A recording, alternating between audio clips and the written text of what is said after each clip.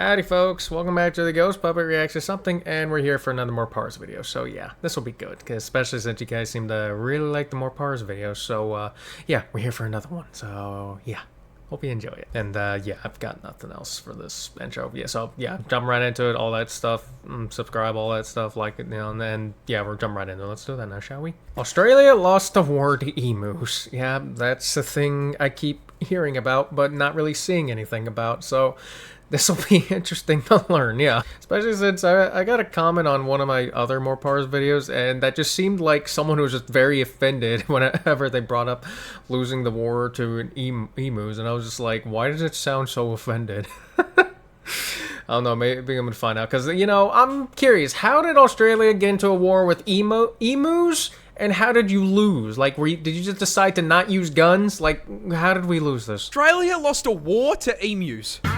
Yeah. But how? I mean, that would. I mean, if they to pick them up too, then that would be. And yeah, how? How the f did we lose an armed conflict with flightless birds? Yeah, well, exactly. It all started in 1932 when farmers in Western Australia wanted to grow wheat. There was just one major problem. That's emu territory. And emus really like wheat. And okay. And I imagine I was gonna say they're very territorial, but I imagine they are.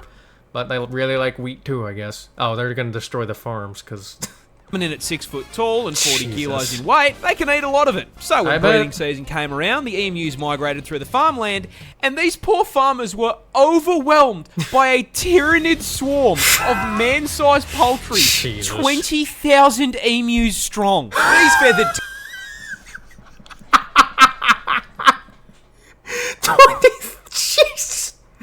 Okay, that's a lot of emus. That's a you need to you just need to call in like the Australian army or something at that point, because Jesus Christ. Like, just like, was it just farmers only? Well, was it just that?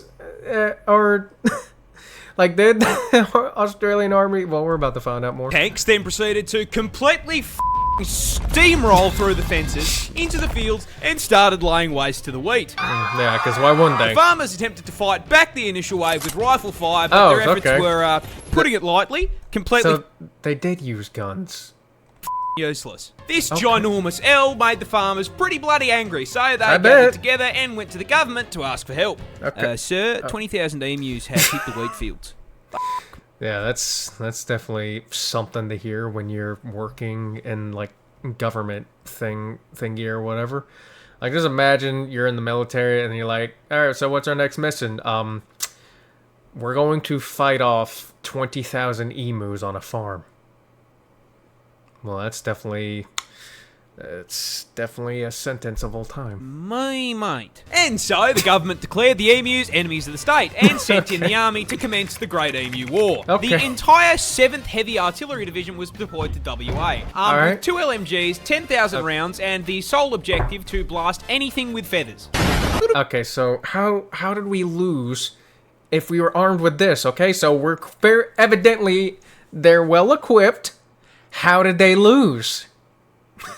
Bit excessive for an overgrown turkey, if you ask me. And upon their first... I don't know. Those overgrown turkeys seem to be pretty damn dangerous. And, you know, I wouldn't exactly want to fight one of those, like, 6-foot-tall emus running at me, okay? Like, I'd rather not. Like, I would feel a lot more comfortable having a gun with, like, a modern-day terror bird running at me, okay? Well, the army immediately ran into a major problem. Emus are fast. I am speed.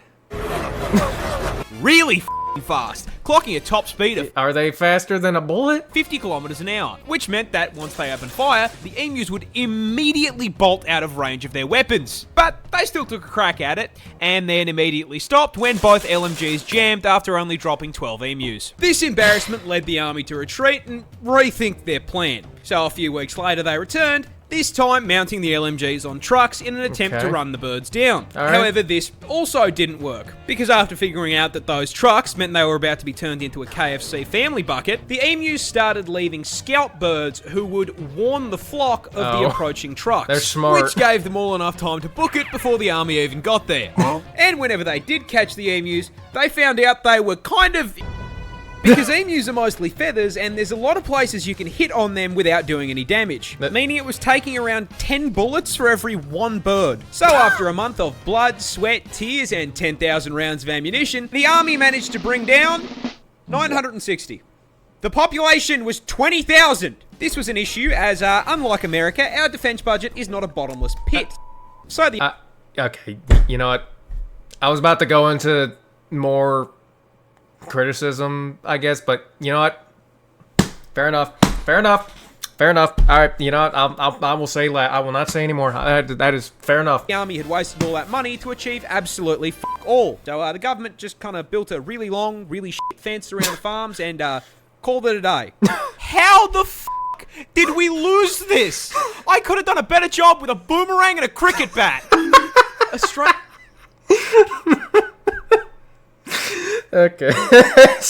Jesus Christ. Okay, it happened in 1930. If they went back to, you know, have a rematch with this war, would the Australian government win this time? That's the question I want to know. I mean, I get it. They don't have, you know, America's defense budget, but, you know, would they at least win with modern day technology at least? That's the question I have. Isn't just okay, just, you know, we're moving on. This shrimp can cause... Oh, is this the bullet shrimp? Explosions. My main goal is to blow up. Introducing the mantis shrimp. Native to the West yeah, the mantis shrimp. That's what I was calling, not the bullet shrimp, yeah. Pacific Ocean, and yeah, because I knew what it was. I just got the name mixed up. Possibly the coolest crustacean under the sea. Because this fluorescent armored sausage is actually a voracious, bloodthirsty predator rocking enough surveillance equipment to scare the CIA with a weapon powerful enough to surpass Metal Gear. What do you mean weapon? Well, he has a weapon to do it. He is the weapon. See, the mantis shrimp is a highly effective predator, and they find and track their prey with easily the most advanced set of eyes on the fucking planet. First off, each of these eye stalks can rotate independently like a periscope, giving them a full 360 degrees of vision. However, more importantly, they can see colours we can't. You see, the mantis shrimp's eyes contain a full 15 photoreceptor cones compared to our 3. Which is a fancy way of saying they can see in 16K HDR with ray tracing enabled at 500 render distance. Jesus. That's... Now, not only is the visual clarity like we're gonna get something that runs like that unmatched, they can also see into the infrared and ultraviolet light spectrums. Jesus. And despite all of this, they still can't find who asked. What they can, however, find is their next meal. The mantis shrimp subsists on a diet of fish, worms, squidward, and, most importantly, Mr. Crabs. Now, crabs famously exist inside of a defensive shell. So, how does this polite little gentleman break into the shell? Simple. He throws hands. Yeah. That's right, weighing in at only 90 grams and 38 centimeters in length, the mantis shrimp has a punch that produces 15,000 newtons of force. Jesus. That is 176 newtons per gram. That's why I call it the bullet shrimp. That's why. So if a human was capable of that same kind of force, a right hook from someone who weighs 80 kilo would be like getting hit in the face with 6 sticks of dynamite. Now, to produce that force, its claw needs to be moving at 83 kilometers an hour, which is so fast it creates a vacuum in the water called a cavitation bubble, which then immediately collapses at such a speed it creates a miniature explosion that flashbangs the target and reaches a temperature hotter than the surface of the sun. Mr. Krabs is getting f***ing disintegrated. Yeah. Money. I think disintegrated is a bit of an understatement. Like, just... Holy hell. Jesus Christ. But yeah, but that right there, yeah, that's Mike Tyson the shrimp. Yeah. Dolphins get drunk. Yeah, from the... It's from the pufferfish. But why? Well, you see, the dolphin is by far and away the smartest animal in the ocean. Nah. In fact, they're actually the second smartest thing on the planet, just behind you and me. This means they are smart enough to understand that the ideal way to spend your night is more plastered than Chad and Max on your average Cold Ones episode. There is just one problem. Last I checked, there's no bottle-o in Bikini Bottom. So how does a dolphin get fired for all? Simple. They abuse pufferfish. Yep. You see, due to the lack of underwater alcohol, dolphins need to... And correct me if I'm wrong, pufferfish is like one of the... I don't remember if it was poison or venom. I hate the fact that I cannot differentiate the two. I hate it. Once I learn, it pops up every now and then, but then I forget it. But it's one of those two most poisonous or venomous thing in the world, if I remember correctly. Yeah, and these guys use it as a blunt. Find other ways to get their fix, which is where SpongeBob's driving instructor comes in. You see, pufferfish contain this really cool and totally not dangerous substance called tetrodotoxin. What is tetrodotoxin? You know, it's only one of the most potent natural neurotoxins on the fucking planet. This will freeze your heart and lungs in under an hour with a tiny dose. And it's the reason why cooking a pufferfish requires a dexterity check, so you don't, you know, hit the poison gland and get yourself deleted. Yeah. Yeah, like I don't know why we wanted to turn that into food, knowing this information. Yet someone did, and that's just like, I'm not eating pufferfish, okay? I'm not taking that risk. I don't care. I don't care who you're getting to cook it. I don't care. You can get literally anyone to. I ain't risking that, man. Nope, I ain't doing that. And and you know what? I'm also not too big on seafood either, so I'm probably not missing out on much. Now, puffers carry this as a defense mechanism as poison accumulates in their organs and skin. Why is that important? Well, you see, I kind of lied. Dolphins don't get drunk. They get high on neurotoxins. Yeah.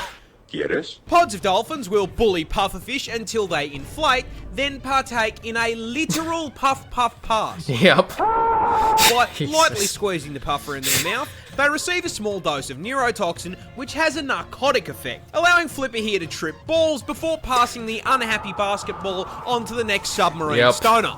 Flipper and friends saw the deadliest neurotoxin on the planet and said, "Fuck it, let me try something." Dolphins get drunk. That's a funny way to put it. Yeah. Yep, they just saw it and they're just like, oh yeah, that's a blunt. Wanna hit? Dolphins are definitely one of the scariest things you can find in water, but that fact is extremely funny. Yeah. This jellyfish is basically a time bomb. Oh, lovely. Introducing the Irukandji, a species of jellyfish native to the northern waters of the land down under, and possibly my least favourite animal in the entire ocean. Oh. Because it is just a massive, spiteful Well, massive is misleading, as this little guy is tiny. I mean, let me guess, it's got... Let me guess, it comes in hordes? It doesn't come in hordes? Does it come in packs of thousands? Ridiculously small, being not much bigger than your fingernail at the head and basically completely f***ing invisible to the naked eye. Okay, this is a fairly major problem, because behind that halo cloak frame they are dragging 3-foot-long tentacles and shocking absolutely no one. Say the line, Bart! It is one of the most venomous jellyfish in the ocean. Of course. I'm so f***ing tired of the stealth poison multi-classes on OCE servers, dude. This shit is broken. You see, those 3-foot yeah, because y'all got the stonefish, now you got the... I think that's the name of it. Someone will correct me if I'm wrong, but you got the stonefish, and now you got this. Tentacles are covered with tiny little barbs, and at the barest touch, they will literally propel themselves into your skin like a bullet and inject you with the Australia Special, a pina colada cocktail of various neurotoxins. And upon being injected, you will feel absolutely nothing. You'll keep swimming around, splashing about in the water, kissing the homies, until you're not sad then, that's going to be the scary thing, because...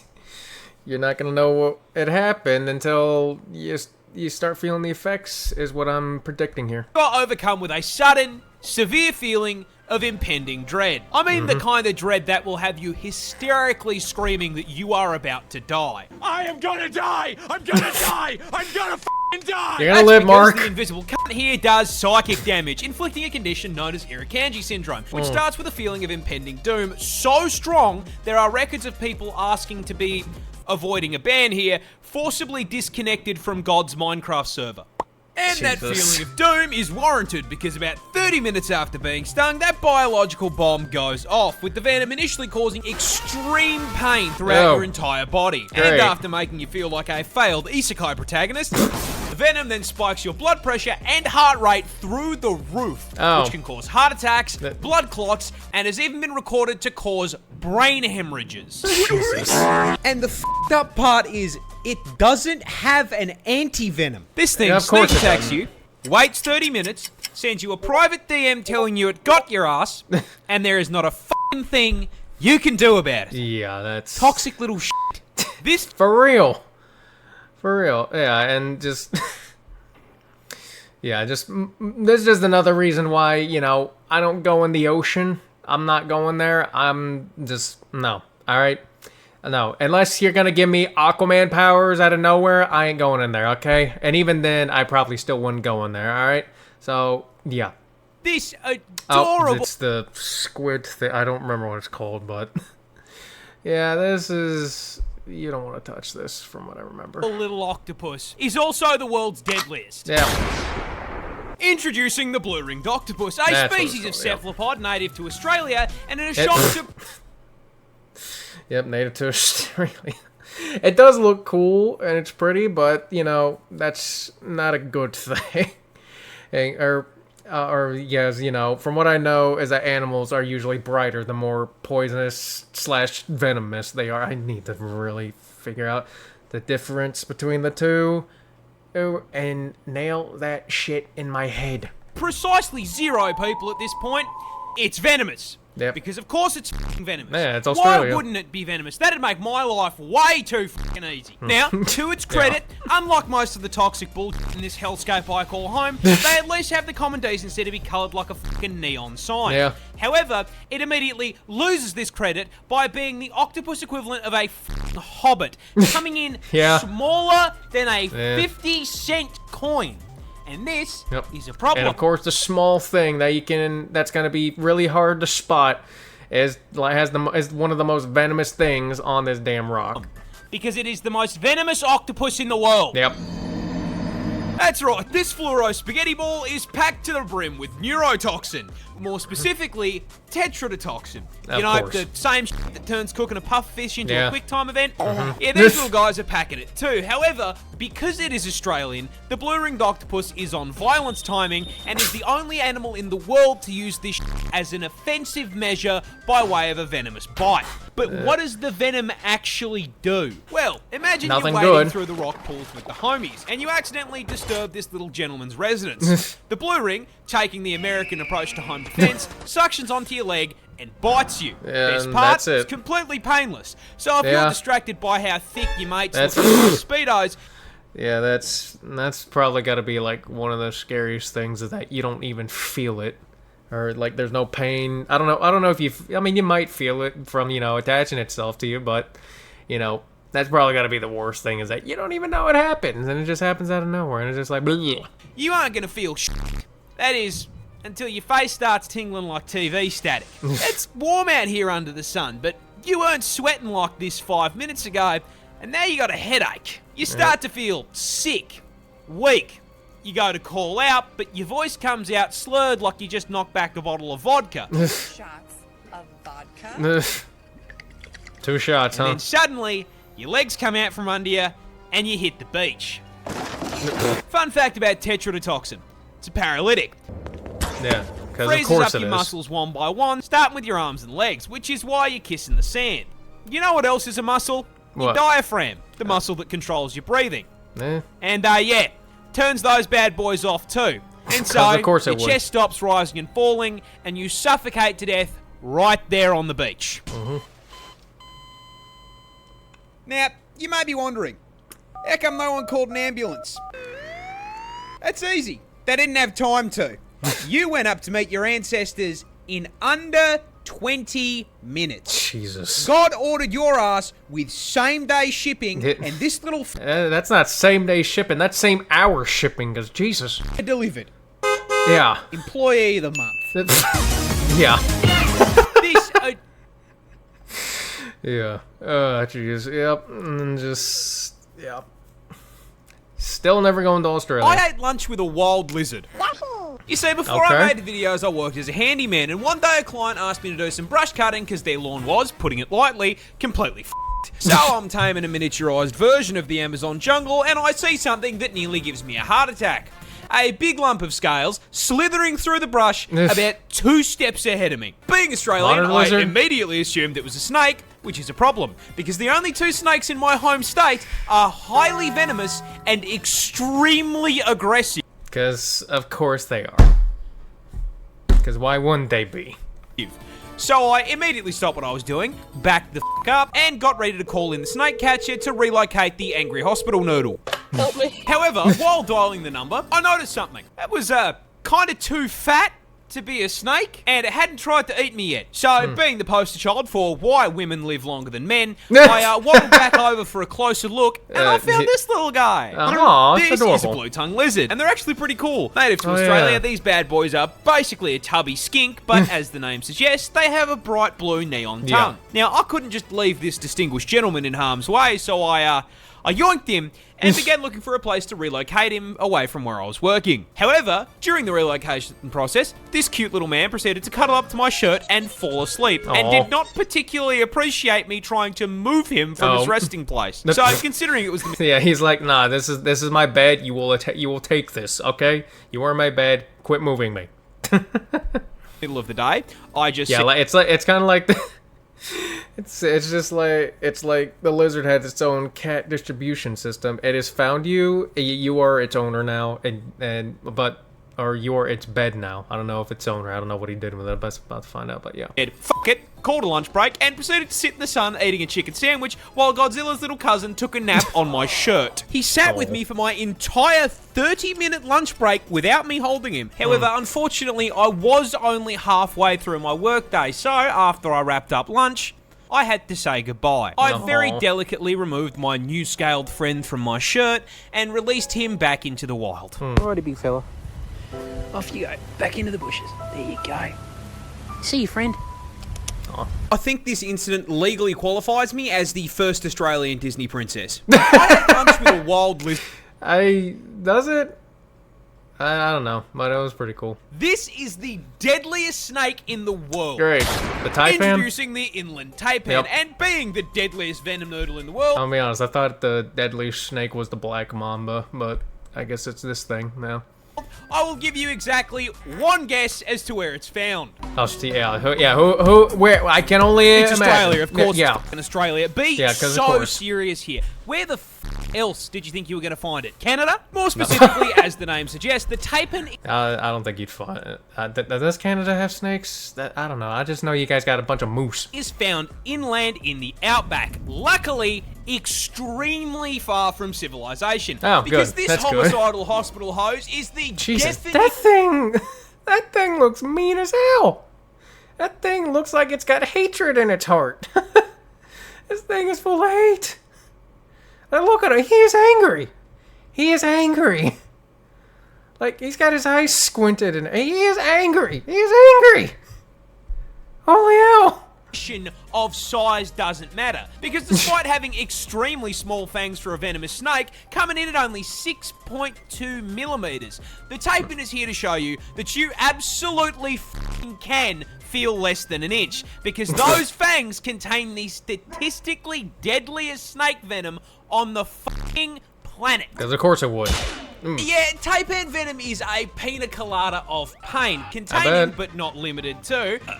And I'm willing to bet that there's also no cure to this. Anyways, let's see what all it has. Hemotoxins to cause blood clots, biotoxins for paralysis and necrosis, nephrotoxins to shut down your kidneys, and 3 different kinds of neurotoxin. Of course. Needless to say, if it bites you, you will get a headache, vomit up the entire contents of your stomach, Jesus. collapse to the ground in agonizing pain, and then your heart and lungs will stop, sending you to meet God in Yeah, so what I'm getting from this, if I get bitten by one of these, I just give up. It's done. I'm over. I'm out. I'm signing out. That's pretty much what I'm getting from this. Yep. Under 15 minutes. Jesus, in 15. And that venom is so fucking potent that one bite contains enough toxin to do that to 100 people. But the funniest part of this snake's venom is that in the wild, they only hunt rats and f***ing mice. The deadliest venom on the planet, and they are using it to pack up Remy the rat. It's like hunting a rabbit with a f***ing AWP. That's the cutest f***ing thing I've ever seen in my entire And counter-terrorists win. Jesus. And only for mice and rats. I mean, it's a good day to not be any of those, you know? Because, you know, I mean, I imagine people can still get bitten by them because, you know, you piss it off. It's gonna obviously gonna bite you or something. But, you know, good thing that it mainly hunts those things. Yeah. Save all the evil in your heart for those things. This animal will peel your face off like a banana. Introducing the one creature that strikes fear into the hearts of every Aussie. The infamous, terrifying drop bear. A species of predatory marsupial exclusive I thought that was a koala. Whatever. Not a drop bear? What is that? to the land down under. This genuine nightmare may seem pretty normal at first, closely resembling the Oh. koala bear, and that Yeah, then... Oh, that's why. I saw that. Okay. is by design. You see, the drop bear is an ambush Jesus. predator, patrolling the branches of the Yeah, eucalyptus. that thing look.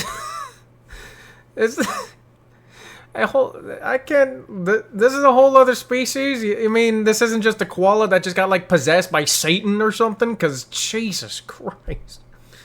Tree and using their keen sense of smell to detect incoming prey. And once they can smell you approaching, they will position themselves in the leaves of the trees, being basically impossible to spot unless you're actively looking for them. And even if you do see them, you're automatically going to assume it's a koala. And that assumption is probably going to be the last mistake you make, because walking under these things is inviting the most painful death you can think of. Of course, because why wouldn't it? Once you've walked into range, the drop bear will launch itself from a tree and aim directly for your head. Jesus. Small animals will often be clapped on impact as the 20-kilo drop bear launched itself out of the tree so fast that it snaps their spine. And they're the lucky ones, because once they make contact with your head, drop bears will immediately puncture your scalp with their foreclaws and latch on like a fuzzy little face hugger.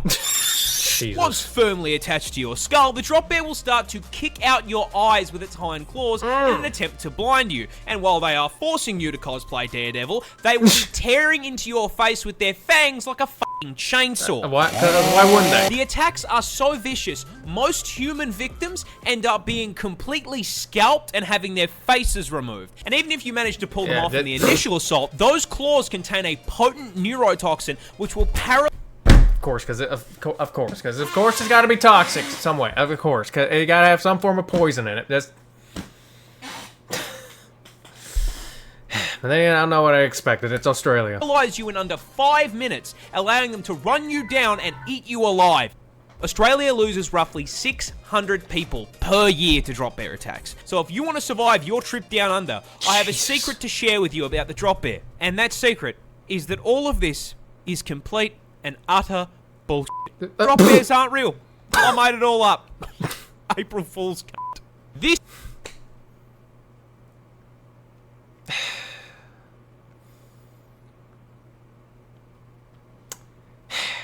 Okay, so what the... Okay.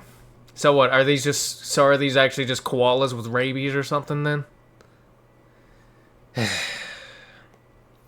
I feel so dumb. I have my dumbass moments, I do. I feel pretty dumb right now though. I know other people react to this. I'm gonna be looking at those, just desperately hoping I am not the only one who fell for this, because yeah, this comment right here pretty much sums. I like how Australia has a collection of house spawn that you can make up any horrible animal, and everyone's reaction is seems legit. Yeah, that's. Moving on. Australia has a straight up Pokemon. Hey, nice. Introducing the brushtail possum. More specifically, the golden brushtail possum. Native to the land down under and one of the rare examples of an Australian animal that isn't expressly designed to DoorDash you straight to heaven. Oh. You see, the brushtail is one of a grand total of 23 species of Australian possum, which, despite the name, share absolutely no relation to the red-blooded American opossum. Okay, These adorable little marsupials come in all shapes and sizes, from the ringtail possum to the sugar glider, and to our protagonist here, the golden brushtail, which is really just a common brushtail possum with a rare genetic mutation called leucism that causes them to lose the pigment in their skin. Basically, it's a fucking shiny Pokemon, coming in at around 4.5 kilos and 40 centimeters. So how many of them are there then? Is it like a 1 in a 9,000 chance now then? Yeah, or whatever the odds are. I think the shiny odds got like cut in half at some point. Yeah. Length. These tree-dwelling marsupials are nocturnal and primarily herbivores, mainly consisting on a diet of leaves and fruit. And for added cute points, as marsupials, yes, they carry around their babies in a little pouch like their roided-out cousin the kangaroo. Yeah. However, come on, the thing is from Australia, you didn't really think these bad boys would be squeaky clean, did ya? You see, they aren't entirely herbivores. Sure, they love a good salad. They will also quite happily raid a bird's nest and turn Tweety's kids into a 3-egg omelette. I was about to ask, what, are we going to see some of cannibalism here? Roadkill? Sounds like a fine steak dinner to me. And just because it's not a venomous predator doesn't mean it can't take your fucking finger off. And the cherry on top, Aussie Pikachu here doesn't go Pika Pika. Now, you see, Down Under doesn't have Pokemon trainers, because when you step into the tall grass out here, you hear this absolute fucking demon. Australia... Yeah, that's a demon. That's a demon, alright. Jesus Christ. A lot of people are scared of snakes. Yeah, But me. have you ever wondered what snakes are scared of? The answer All of them. is this fucking bird. Introducing the secretary bird, Oh, native to the continent of Africa. That is definitely a cool looking bird. And also pretty scary, because I do not want that thing running after me. The secretary bird, native to the continent of Africa, and a prime example that being a hater pays off. Coming in at 1.3 meters tall and 4.27 kilos in weight, this lanky turkey has been purpose-built, nay, expertly fucking engineered by the gods themselves with the sole purpose of violating the ever-loving out of any garden hose that so much as looks at it the wrong way. Can I tame one of these? Can I tame one of these then? I need one of these as a pet. I need to find one and I need to tame one. Because if they really got a hate boner for just any and all snakes, I need one, okay? I will enable this thing's hate crimes, okay? I will. You see, these bad boys are birds of prey, but unlike their cousins in the same category, they are primarily terrestrial, which means they spend most of their time on the ground. This is because their preference for diet is sentient slithering sausages. However, with this thing being endemic to Africa, their preferred meal also just happens to include some of the deadliest predators on the fucking planet. Does this stop the secretary bird? Probably not. No, Yeah, mate. I didn't think so. Despite having no natural... I mean, another thing, I know birds are demons, okay? These things are part demon, alright? So, of course it's not going to stop them. natural venom resistance, these absolute fucking giga-chads will eat cobras, boom slangs, and black mambas without breaking a sweat. Jesus. But how do they... I need one as a pet, man. I know there's not any crazy snakes like that in America, but I need one, okay? Because I'm terrified of snakes and I hate them, okay? hunt these things without getting bitten? Simple. They just kick the fuck out of them. I mean, they got the legs for just stomped on its head. You see, those long-ass legs aren't just for show, as a secretary bird is capable of accurately curb-stomping a snake's head into the ground with a force equal to 5 times their fucking body weight. Jesus. So when a secretary bird fancies a bite to eat, they start out by stomping the ground around dense vegetation. This causes snakes in the area to poke their heads out of their houses to see what the is going on. The snake then looks up in horror as the secretary bird locks onto him, sprints over at Mach 9, and then...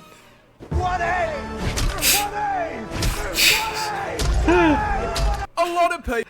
See, this is great advertisement for getting these things as pets if you hate snakes, because that's all this really is for me. It's like, all I'm getting is just more reasons to buy one of these. Sadly, that will most likely not happen. Where can I get a domesticated one of these things? Where can I get one of these? This snake can take your arm off. Oh, It is but a scratch. Scratch? Your arm's off. Introducing the Fer-de-lance, a species of pit Never heard viper of this native one. to South America and Mexico, with this particular nope rope having quite possibly one of did the you just call it a nope rope? And that's one way to refer to them as. nastiest fucking bites in the world.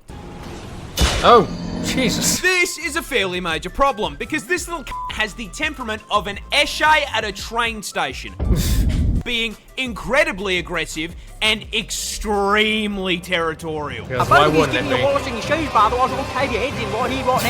In fact, this toxic garden hose is such an aggressive little within its range, it makes up an average of 50% of all snake bites. However, despite the huge number of attacks, it's only fatal in 6% of bites. Oh. So why is it such a problem?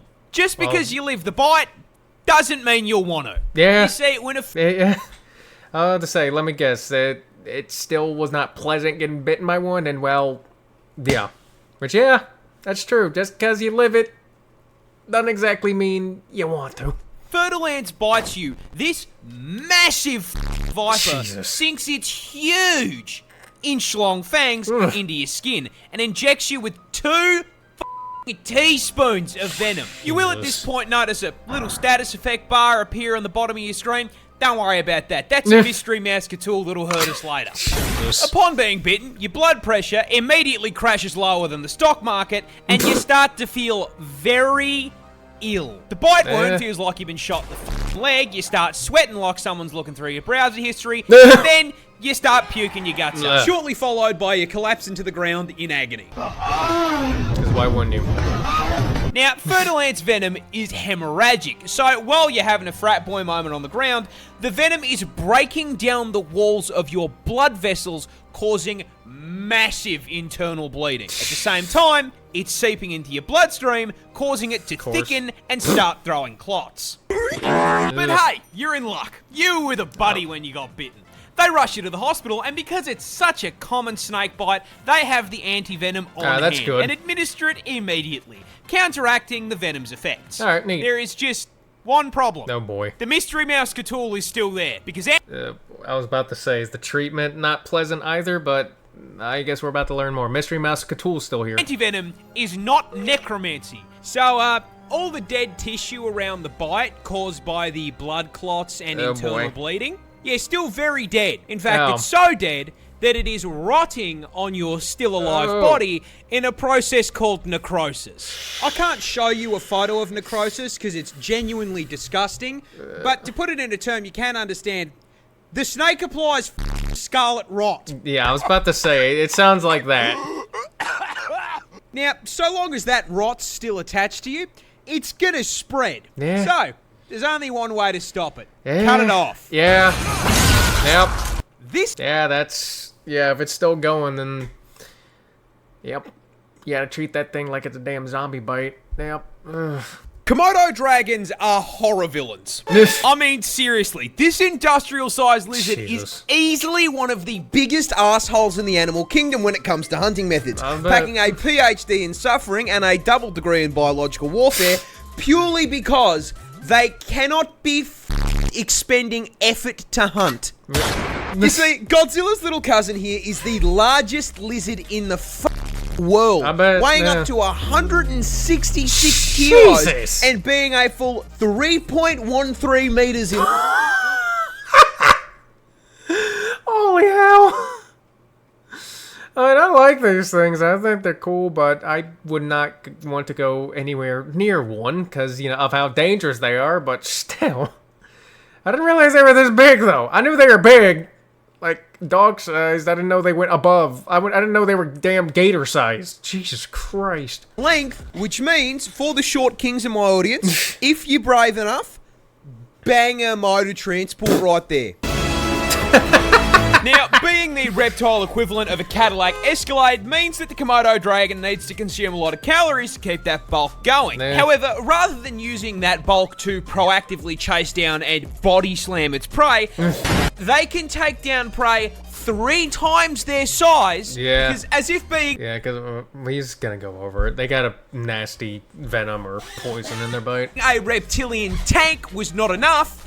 They are also venomous. Yep. And this isn't just your run-of-the-mill snake venom that, you know, gives you a nice quick 15-minute death. No. A Komodo hunt starts with it running up to its prey and giving it a nice big chomp on the leg, injecting it with hemorrhagic venom. After biting, the Komodo dragon off and just sits there watching. The confused and bewildered animal runs off into the forest, leaking blood, allowing that Komodo dragon to track it like a DoorDash order. A week goes by, and that bite wound isn't closing because hemorrhagic venom prevents blood clots. Of course. So, the animal is still slowly bleeding out, and the Komodo is still watching. More time passes. That bite wound gets infected because Komodos are carrion feeders, meaning that the inside of their mouth is full of enough rotting flesh and bacteria to give Asmongold a run for his money. The infection begins to drain the animal's strength, and the Komodo is still watching. Yeah, he's Another waiting week for it. passes. He's there watching you die. The infection has spread, and the flesh has begun to rot. And you best believe that ass lizard is still there watching, like he's waiting for his meal to heat up in the microwave. That's because he is.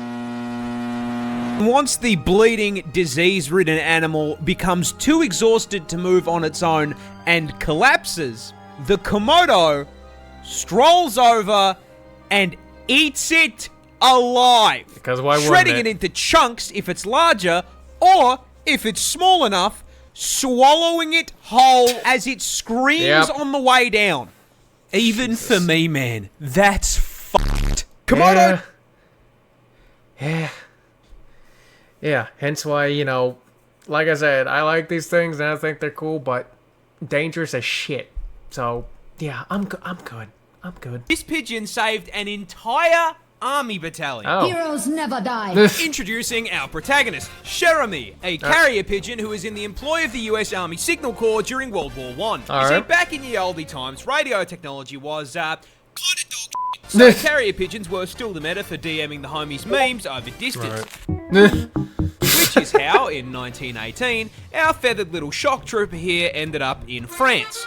With 500 US soldiers stuck 3 kilometers behind enemy lines, completely cut off from supply and reinforcement in a 7-day shootout. You see, Cher Ami's battalion, juiced up on freedom and red crayons, had overextended and become trapped, surrounded on all sides by German soldiers. And to make matters worse, being stuck behind enemy lines meant they were now on the receiving end of US defense spending, being absolutely hammered with friendly artillery.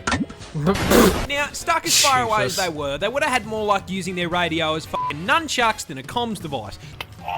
So they began sending out carrier pigeons in an attempt to tell command to stop fucking shelling them and help on the point. However, the Germans were having none of that shit and shot every single carrier pigeon the battalion sent out of the air like they were running an AIM Labs warm-up. Jesus. Until only one remained.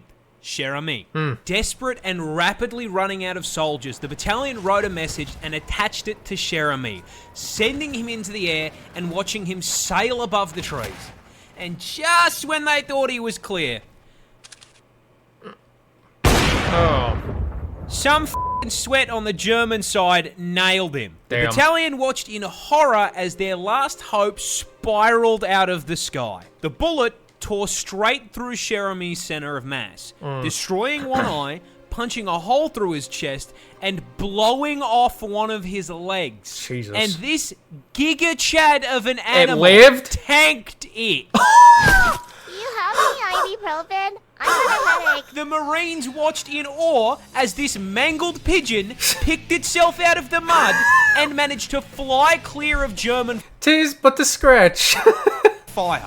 Cher Ami made it the whole way back to base, delivering the message and saving a total of 194 soldiers. Not only did he get the job done, but he f***ing lived. He was granted one of the highest military honors the French army could provide and sent into retirement with his trainer. And Yeah, Cher Ami is extremely based for doing that. Like, that is Giga Chad Bird right there. when he eventually did pass several years later, he was preserved and placed in the Smithsonian, where you can go see him today. There he is. Absolute nice. legend. Yeah,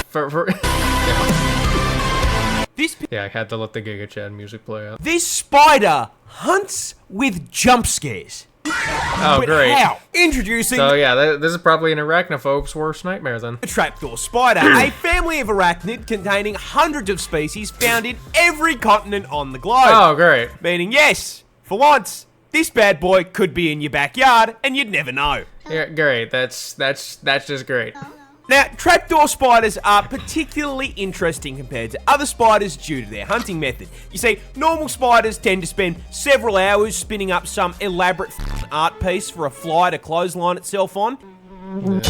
And tarantulas just jump But trapdoor spiders, yeah, they hunt with a door. Very early on in life, trapdoor spiders dig themselves a hole. This silk-lined burrow will then serve as its home for basically its entire 20-year lifespan. Hell, they basically never leave the thing, like some neckbeard living in his mum's basement. But they've still got to eat, and since DoorDash does not deliver to spiders, this burrow doubles as their method for catching food. You see, they use their silk to craft a trapdoor over the burrow entrance. Then, using their fantastic arts and craft skills, they just bolt a bunch of random shit to their front door so it blends in perfectly with the floor. Oh, lovely. After finishing their construction project, they will spin up a bunch of basically invisible strands of web on the floor in the surrounding area that act as tripwires, feeding information back to their neckbeard nest whenever someone steps on it.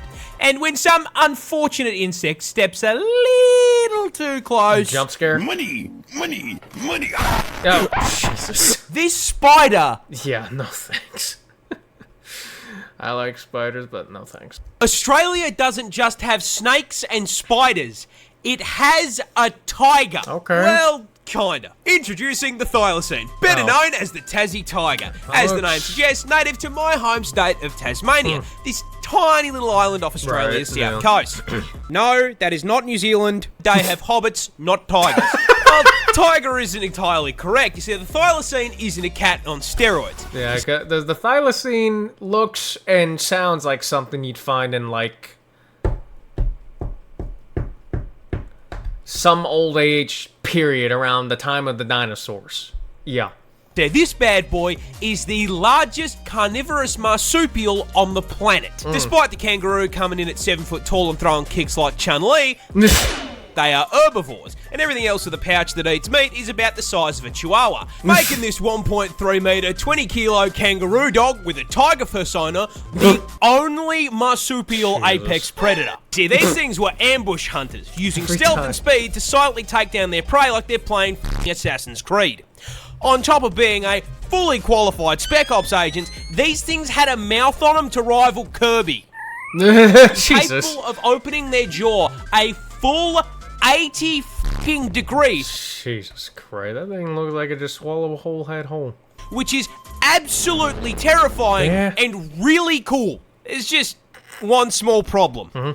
You may have picked up on me talking mostly in the past tense, and that all of this footage is Oh. in black and white. Well- That's because we don't have a tiger. Oh. We had one. Oh, Unfortunately, are they the extinct? thylacine was driven to extinction in the late 1980s. Oh, damn. By what exactly? The British. You see, when the Brits...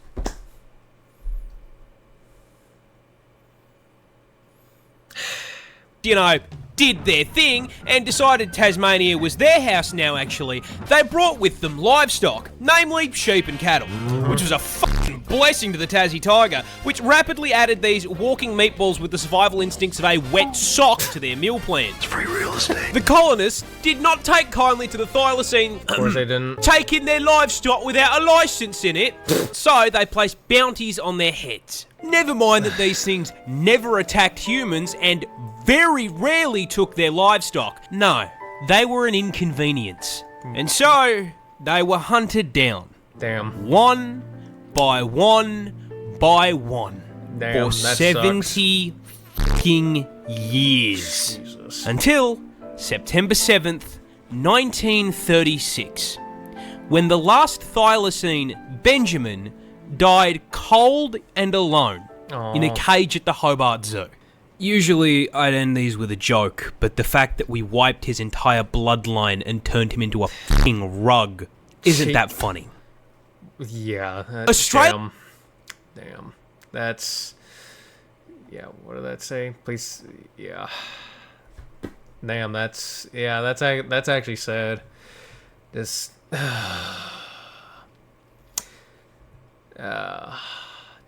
damn. Yeah, I think that'll be I think that's a good spot to end it from now, yeah. There's still a bit more shorts to watch for Moreparz, but I'll save that for another video. Oh, because, well, I just got off work like a couple hours ago. Wait, yeah, 3 hours ago, and I'm still a bit tired, so, you know. Yeah, I'm gonna go ahead and end this, because, yeah. Yeah, poor Benjamin and poor thylacine. Damn. I can say many things about that, but I don't know what's going to get me banned or not, so... yeah. Anyways, like I said, I'm going to go and end it. So, if you enjoyed it, go check out Moreparz. I'll have them linked down in the description below. Don't forget to like, comment, subscribe, and turn on notifications so you don't miss anything. Have a good day, and I'll see you in the next one. Goodbye. Rest in peace, Benjamin!